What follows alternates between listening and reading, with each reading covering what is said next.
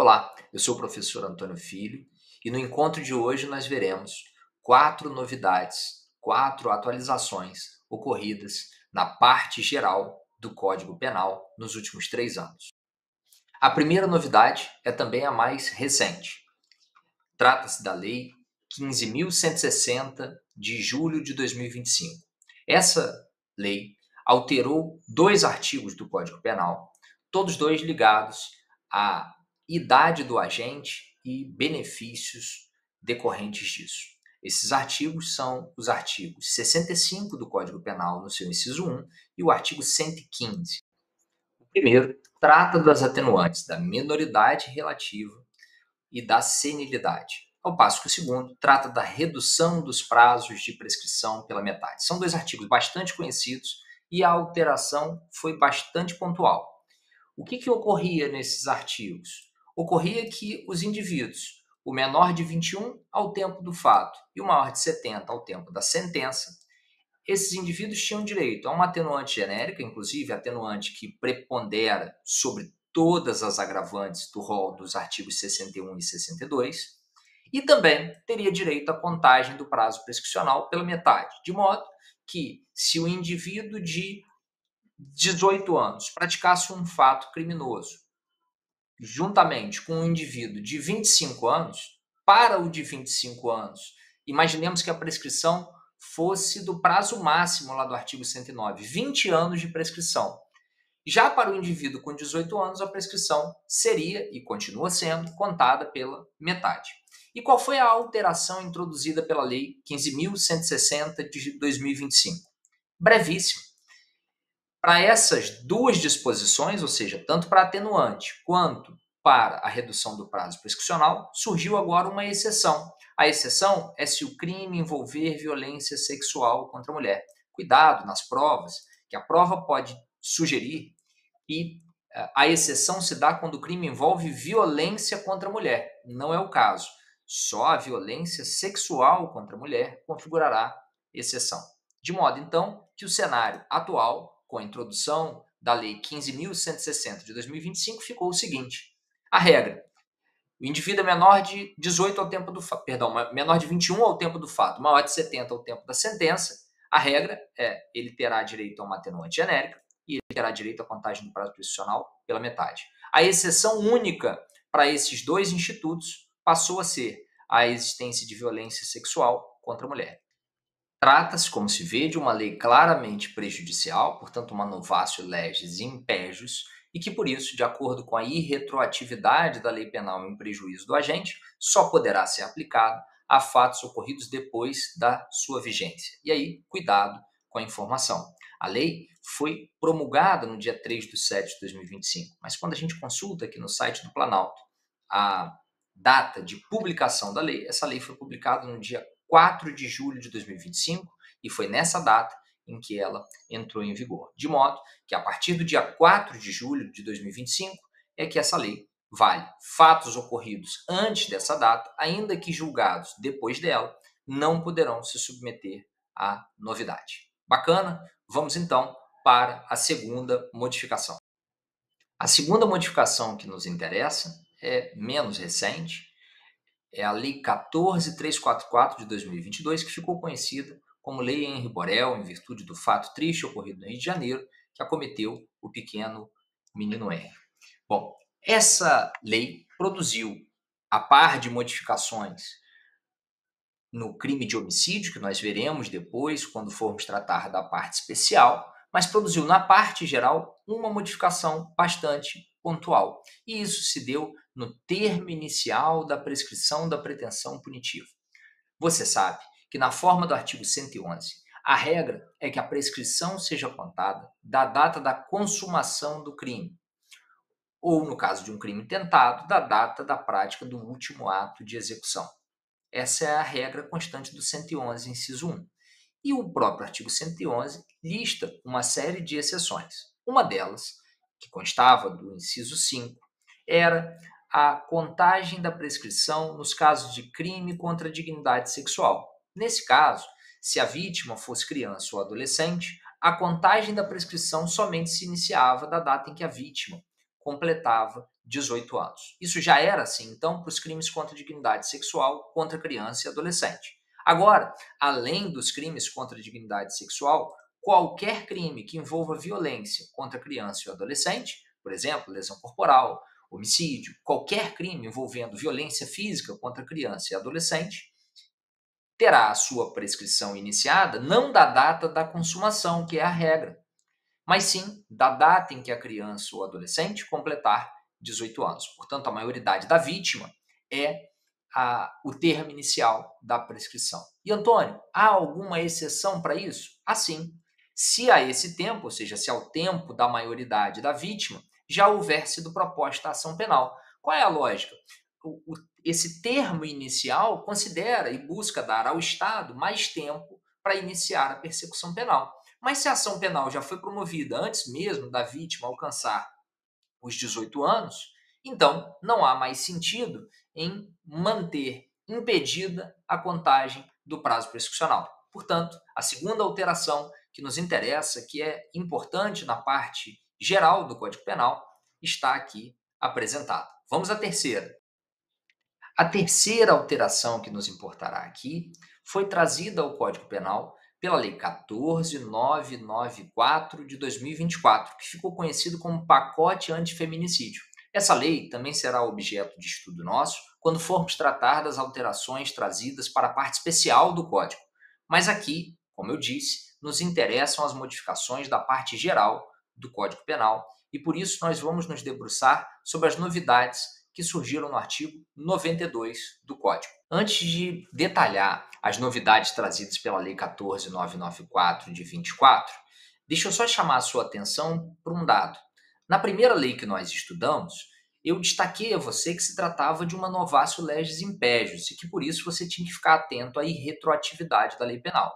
Eu não disse, mas tenho certeza que você notou, que a segunda lei que nós estudamos também é uma lei nova que prejudica o réu porque estabelece novo termo inicial de prescrição.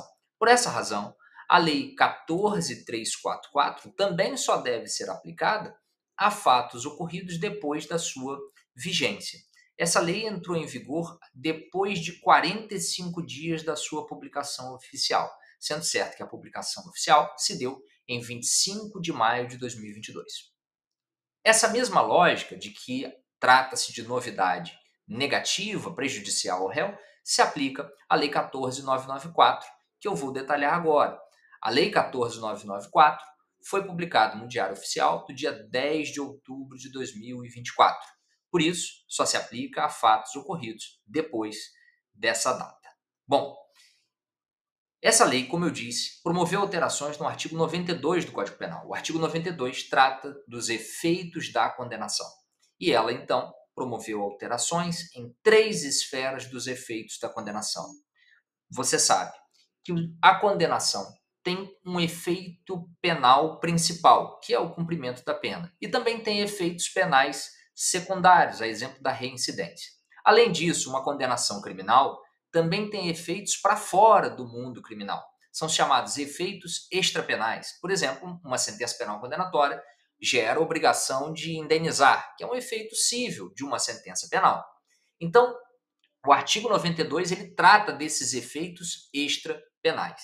E a Lei 14.994 fez alterações nesses efeitos especificamente ligados aos crimes de gênero. E é isso que a gente vai ver aqui. Essas alterações se deram em 3 planos. O primeiro plano está ligado à perda de cargo ou função pública. Passou então a dizer o artigo 92. São também efeitos da condenação a perda de cargo, função, o mandato, isso já constava, e a gente tinha 2 hipóteses legais de perda de cargo, função ou mandato em virtude de condenação criminal. A primeira é se o indivíduo fosse condenado a um crime com pena igual ou superior a 1 ano, mas isso só nos crimes praticados com abuso de poder ou violação de dever contra a administração pública. A segunda hipótese era quando era aplicada pena superior a 4 anos. Tanto em um caso quanto em outro, prevalecia que os efeitos não eram automáticos, ou seja, dependiam de fundamentação na sentença. E o que a Lei 14.994 trouxe de novidade? Ela introduziu aqui o parágrafo 2º no artigo 92, que passou a dizer o seguinte: que é o condenado por um crime praticado contra a mulher por razões da condição de sexo feminino. Veja, não estamos tratando aqui só do feminicídio, embora a lei tenha ficado conhecido como pacote antifeminicídio. Estamos tratando de qualquer crime praticado contra a mulher por razões da condição de sexo feminino. Posso estar diante de um crime contra a honra, posso estar diante do crime de perseguição, ameaça, lesão corporal, estupro, etc. Um crime será considerado praticado por razões da condição de sexo feminino em dois casos, todos dois listados lá no parágrafo 1º do artigo 121 do Código 121A do Código Penal. Esse artigo 121A é o artigo que traz o feminicídio. Nós vamos analisar esse artigo quando formos tratar das modificações introduzidas na parte especial do Código. Lá constam dois incisos. Um inciso que afirma que há razões da condição de sexo feminino nos casos de violência doméstica e familiar contra a mulher, e aí essa expressão precisa ser interpretada de acordo com o artigo 5º da Lei Maria da Penha, a Lei 11.340 de 2006. Lá no artigo 5º você verá que configura a violência doméstica e familiar contra a mulher, configuram as violências ocorridas em três casos: vínculo doméstico, vínculo familiar, relação íntima de afeto, sempre com a vítima, mulher. Bom, então essa é a primeira, esses três casos pertencem à primeira hipótese de crime praticado por razões da condição de sexo feminino. A segunda hipótese está ligada ao menosprezo à condição de mulher. Portanto, a segunda hipótese é diretamente relacionada a um crime misógino. Portanto, nesses dois cenários, violência doméstica e familiar contra a mulher ou crime misógino, nós teremos a incidência do artigo 92, parágrafo 2º. E o que ele diz? Ele diz que os efeitos previstos nos incisos 1 e 2 do caput, e nós acabamos de ler o inciso 1 do caput, esses efeitos são automáticos. Portanto, eles não dependeriam de fundamentação especial. A doutrina, saiba você, tem criticado essa alteração, tem entendido que essa disposição merece uma interpretação mais adequada, além da literalidade, mas de todo modo eu estou te apresentando, como o tema é recente e não há ainda posição do STJ sobre a adequada interpretação do novo parágrafo 2º, inciso 3, o que por hora está valendo é a disposição literal do parágrafo 2º, inciso 3. Saiba então que existem posições em contrário, existem críticas ao parágrafo 2º, inciso 3, que sustentam que ele não pode ser aplicado de forma literal e que, por isso, esse efeito dependeria, sim, de uma fundamentação. A segunda modificação trazida pela Lei 14.994 trata da incapacidade para o poder familiar. De novo, o artigo 92, inciso 2, já tratava desse efeito da condenação criminal, mas previa esse efeito para a hipótese de crime praticado contra o próprio filho, contra a filha, o descendente. Ou seja, se um pai, se uma mãe praticassem um crime que a vítima fosse o próprio filho, é razoável que isso gerasse a perda do poder, ou melhor, a incapacidade, não a perda, perdão, a incapacidade para o exercício do poder familiar. Por que destaquei incapacidade e não perda? Porque depois da reabilitação, que também está tratado no seu Código Penal, o indivíduo pode recobrar a capacidade para o exercício do poder familiar. Então, não é uma hipótese de destituição. Essa destituição pode até vir a ocorrer, mas lá por meio de demanda na esfera civil ou perante a vara da criança e do adolescente. Bacana. O que a Lei 14.994 traz de novidade? De novo, prevê-se aqui que esse efeito passa a ser um efeito automático nas hipóteses de crime praticado contra a mulher por razões da condição de sexo feminino. Mais que isso, diz que haverá incapacidade para o exercício do poder familiar não só nos crimes praticados diretamente contra o filho, contra a filha, mas também nos crimes dolosos, sujeitos à pena de reclusão, cometidos contra a mulher que seja titular do mesmo poder familiar que o agressor. Então imagine um homem ou uma mulher que tem filhos com a sua cônjuge, com a sua companheira, e este homem ou mulher agride a sua parceira, praticando contra ela um crime punido com reclusão e que seja doloso. Estou usando a expressão agride, mas não necessariamente precisamos estar diante de violência física. Agride em sentido amplo. Pratica contra a outra pessoa um crime punido com reclusão e doloso. Se isso ocorrer, Da alteração em diante, passamos a ter uma causa de incapacidade para o exercício do poder familiar e que também está prevista na letra da lei, sob as mesmas críticas da doutrina, como um efeito automático. A terceira e última modificação introduzida pela Lei 14.994 no artigo 92 é a vedação à nomeação em cargo, função ou mandato até o cumprimento da pena. Então, além do efeito de perda de cargo, função pública ou mandato, também há a criação de um impeditivo à nomeação, à designação ou à diplomação em cargo, função pública ou mandato coletivo, por quanto tempo? Do trânsito em julgado até o efetivo cumprimento da pena. Então imagine, o indivíduo foi condenado por um crime misógino. Como efeito dessa condenação, ele ficará impedido de ser nomeado, de ser designado, de ser diplomado num cargo eletivo, nesse caso, num mandato eletivo, desde o trânsito em julgado da condenação até o efetivo cumprimento da pena. Esse efeito também é exibido como um efeito automático pelo parágrafo 2º, inciso 3. Pronto. Vimos 3 alterações legislativas. Agora, eu preciso tratar contigo de uma novidade jurisprudencial, uma decisão do STJ em regime de recurso repetitivo e que também afetou a redação de 2 súmulas do Tribunal da Cidadania. A gente vai olhar essa alteração, essa novidade, essa modificação da jurisprudência, que em parte até é uma modificação mais redacional do que efetivamente uma mudança de posição, um overruling. Mas a gente vai entender isso no detalhe, à proporção que foi estudando cada pedaço. Todas essas alterações estão ligadas à atenuante da confissão, prevista lá no artigo 65, inciso 3, a linha D de dado do Código Penal.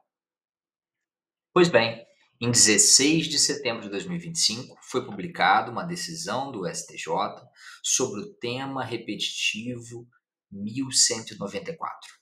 Essa decisão, junto a ela, houve alteração da redação de 2 súmulas do STJ, a 545 e a 630, tudo tratando do tema, como eu te disse, da atenuante da confissão. Vamos lá. Como é que eram essas súmulas, como era a redação dessas súmulas? A súmula 545, ela nasceu num contexto de divergência da jurisprudência, na verdade das instâncias inferiores, sobre a aplicação do artigo 65, inciso 3D. Pega aí seu código para você conferir a redação do 65, inciso 3, a linha D. Você verá que o caput do 65 diz: são circunstâncias que sempre atenuam a pena, e a linha D diz: a confissão espontânea. Não há ali nenhuma exigência de que a confissão tenha sido relevante, de que a confissão tenha impactado no convencimento do julgador, de que ela tenha contribuído efetivamente para o esclarecimento do fato. Veja que, diferentemente do que o legislador fez lá quando ele tratou, na Lei 12.850, do Instituto da Colaboração Premiada, em que o prêmio da colaboração está ligado à utilidade, à efetividade da colaboração, ao tratar da confissão, o legislador não fez esse tipo de exigência. Mesmo assim, havia divergência sobre a possibilidade de se aplicar a atenuante quando, em determinado processo, o réu confessava um fato, mas o juiz já o condenaria a si mesmo, mesmo sem a confissão. Ou seja, em termos probatórios, em termos persuasivos, aquela confissão foi desimportante. E mesmo assim, seria correto, seria adequada a aplicação da confissão? A corrente defensiva sempre sustentou positivamente, até mesmo com base na redação do 65, inciso 3, a linha D, que não faz qualquer restrição. Por outro lado, surgiram vozes no sentido de que, nesses casos em que a confissão fosse irrelevante, não seria razoável a aplicação da atenuante. A matéria chegou à época ao STJ e o STJ, depois de algum debate, sumulou o seu entendimento no enunciado 545, dizendo que quando a confissão era utilizada na formação do convencimento do julgador, o réu faria jus à atenuante. A redação da súmula não ficou das melhores, porque, na verdade, o STJ assentou essa súmula com a seguinte razão de decidir, com a seguinte ratio decidente: a atenuante da confissão deve ser aplicada independentemente da sua efetividade. O problema é que, da forma como ficou escrito o enunciado, muitos magistrados passaram a usar a súmula, em vez de antídoto, como veneno. Ou seja, passaram a usar a súmula e dizer o seguinte: olha, a súmula diz que é só quando a confissão for utilizada na formação do convencimento do julgador. E aí o juiz fundamentava em sua sentença o seguinte: estou condenando o réu e não estou utilizando a confissão para o meu convencimento. Logo, deixo de aplicar a atenuante. Essa matéria, então, a súmula, em vez de trazer paz à matéria, acabou reacendendo esse debate e, por isso, de novo, esse assunto foi sendo levado ao STJ. Bom, para corrigir esse vício, então, que era um vício, insisto, redacional, não estamos aqui diante de verdadeira mudança de posição, o STJ revisou o enunciado da súmula 545. Agora ficou dito que a confissão possibilita a atenuação, independentemente de ser usada na formação do convencimento do julgador. Então, na verdade, o que se fez aqui foi esclarecer a posição que já era a posição adotada pelo STJ, mas que tinha ficado mal sintetizada no enunciado 545 da súmula do Tribunal da Cidadania. Bacana?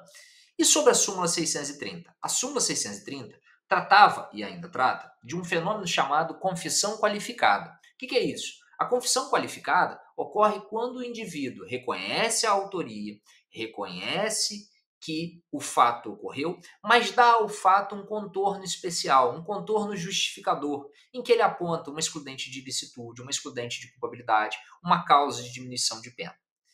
A súmula 630 não trata de todas as confissões qualificadas, trata de um caso específico, a confissão qualificada nos processos em que o réu responde por tráfico de drogas.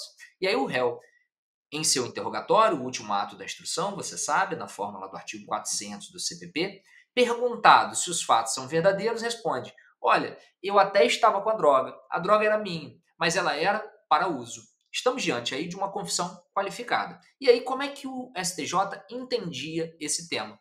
Dizia o STJ no seu enunciado 630 que, para que houvesse a incidência da atenuante da confissão, no caso do crime de tráfico, seria necessário que o réu reconhecesse a traficância. Se ele só admitisse a posse ou propriedade para uso próprio, ele não faria jus à atenuante. Essa era a posição fixada no enunciado 630. Agora, o enunciado foi revisado e essa revisão ela é benéfica ao réu. O STJ, que até então entendia que naqueles casos, no caso de mera admissão de posse ou de propriedade para uso próprio, não incidia a atenuante, fez aqui um overruling, fez aqui uma mudança jurisprudencial e passou a dizer o seguinte: mesmo nesses casos, haverá a incidência da atenuante da confissão. O único detalhe é que ela deve ocorrer em proporção inferior à que seria devida no caso de confissão plena. Você sabe que a confissão é tida como regra, como uma atenuante preponderante. E por essa razão, a sugestão doutrinária e jurisprudencial é que a atenuante da confissão gere um decréscimo de 1/6 na dosimetria da pena. De modo, então, que o que o STJ está sinalizando com esse enunciado é que esse decréscimo deverá ser inferior a 1/6 ou inferior ao parâmetro que o magistrado utilizar para outras eventuais atenuantes e agravantes presentes numa mesma dosimetria. De modo, então, que estamos diante de uma novidade benéfica, porque o STJ passou agora a reconhecer a atenuante qualificada, força atenuante à confissão qualificada em tráfico, mesmo quando ela consistir na mera admissão de posse ou propriedade para uso próprio. Em resumo, essas duas alterações de enunciado de súmula foram, de certo modo, benéficas. No caso do enunciado 545, não houve uma substancial alteração. Como eu te disse, só houve um ajuste da redação ao que já era o entendimento do STJ. Agora, no caso da súmula 630, aí sim, aí há uma novidade benéfica, uma nova forma de encarar a confissão qualificada em tráfico. Se, nesses dois pontos, o STJ fez alterações benéficas, talvez isso não se confirme quando a gente parar para olhar as teses fixadas no tema 1194. Vamos a elas. A primeira tese fixada nesse tema está ligada à retratação da confissão. Então, a primeira parte aqui do tema confirma a nova redação da súmula 545, dizendo que a atenuante da confissão ela incide mesmo quando a confissão não foi utilizada na formação do convencimento do julgador ou que existam outros elementos de prova suficientes. Como eu te disse, não é essencial para a atenuante da confissão a eficácia, a importância probatória da confissão. Até porque, posição do STJ de que a confissão é mero meio de obtenção de prova.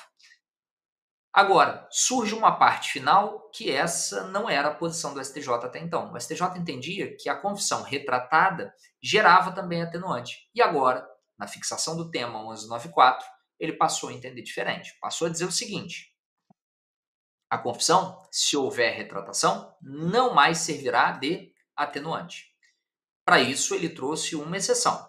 Mesmo se houver retratação, se a confissão serviu à apuração dos fatos, aí sim ela atenuará a pena. Então veja só, o que o STJ está dizendo? Cuidado para você não se confundir.